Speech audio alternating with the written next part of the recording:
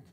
The font is our entrance into a life of heeding the call of Jesus, follow me.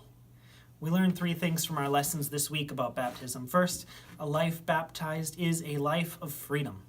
It's a life renewed, continually renewed over and over again, and it is a life of journey with God that is absolutely something to experience. First, in baptism we are free. A life baptized is a life of freedom. As Paul says in our lesson today, all things are lawful for me.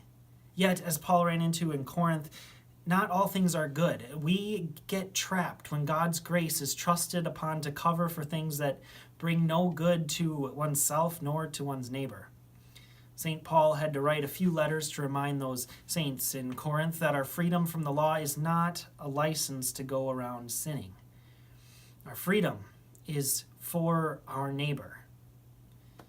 Martin Luther King Jr. was one of those rare souls who knew that our freedom was meant to make the world a better place, to take the side of those who are having a more difficult time than ourselves. He knew that freedom is for, instead of looking out for ourselves, it's for coming together as a human race and uplifting one another.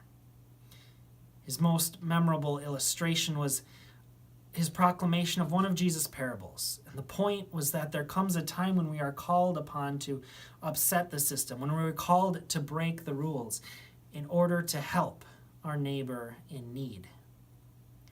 Our Christian freedom is best used when working for the good of our neighbor in need. And Jesus did this many times in the Gospels, and even got in some trouble for it. So life baptized is one of freedom. And a baptized life is also one of renewal. It is in remembering our baptism that we draw upon and we remember the forgiveness and the new life that we receive from God every day. See, baptism affects every day of your life. In it, daily you are made new. Daily you are forgiven of sin. Daily you are called beloved by God. God gives the renewal you need to live in that Christian freedom for the good of those around you. It's a life of freedom. It's a life of renewal. And finally, a baptized life is a life of journey.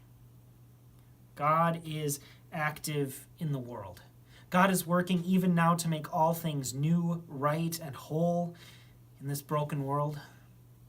We just celebrated Christmas, where we recognize that Jesus Christ is Emmanuel, is God with us, God among us. He is the restorer and the savior of the world. And in baptism, we take on discipleship under Jesus Christ. We enter a life of following him. Following Jesus is a journey that involves getting to know him better and better.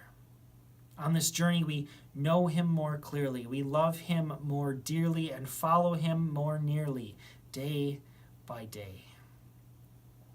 And it has to be a journey. It involves real experience. In our gospel lesson today, when Philip was telling Nathanael about Jesus, that he was the one, Nathanael didn't understand. And Philip urged him, you gotta come and see. To enter a relationship, to really know Christ, you must come and see. And that invitation is for all. It's for you. Regardless of whether or not you think you are worthy, God says you are. And baptism is our entrance into a life of following Christ. Here we receive freedom. We receive renewal. And we enter a life of journey with Christ. So come and see at the font, in the waters of rebirth. Come and see at the table where Christ is promising himself for you. Then come and see all around you where Christ is restoring the world among our neighbors and those most in need. Come and see. Amen.